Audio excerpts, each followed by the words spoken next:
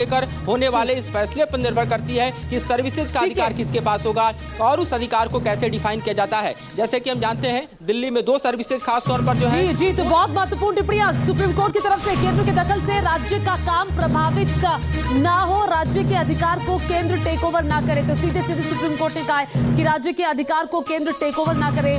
और साथ ही साथ सुप्रीम कोर्ट ने यह भी कहा कि चुनी हुई सरकार की जनता के प्रति जवाबदेही है। दिल्ली के लिए संविधान में संघीय मॉडल है, चुनी हुई सरकार को शक्ति मिलेगी। सबसे महत्वपूर्ण टिप्पणी, चुनी हुई सरकार को शक्ति मिले, यानी कि सीधे तौर पर सुप्रीम कोर्ट की तरफ से ये जो पूरा फैसला इस वक्त पढ़ा जा रहा है, ये अभी तक का दिल्ली सरकार के पाले में जाता हुआ दिखाई दे रहा है। केंद्र के पास जमीन और कानून की व्यवस्था के मामले हैं, इस पर भी सुप्रीम कोर्ट ने ये बात स्पष्ट की है। केंद्र चुनी हुई सरकार के जो शक्तियां हैं उसको टेक ओवर करने की कोशिश ना करे, उसको टेक ओवर ना करे, राज्यों के अधिकार को केंद्र टेक ओवर ना करे।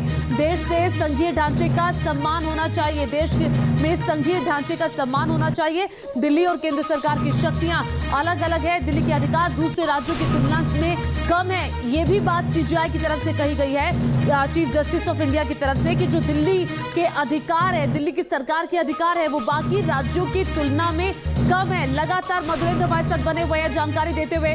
मधुरेंद्र, केंद्र सरकार पर सीधे तौर पर यह कहना कि केंद्र दिल्ली सरकार के अधिकारों को टेक ओवर ना करे, सुप्रीम कोर्ट की तरफ से यह कहना, सीजीआई की तरफ से यह कहना क्या बताता है?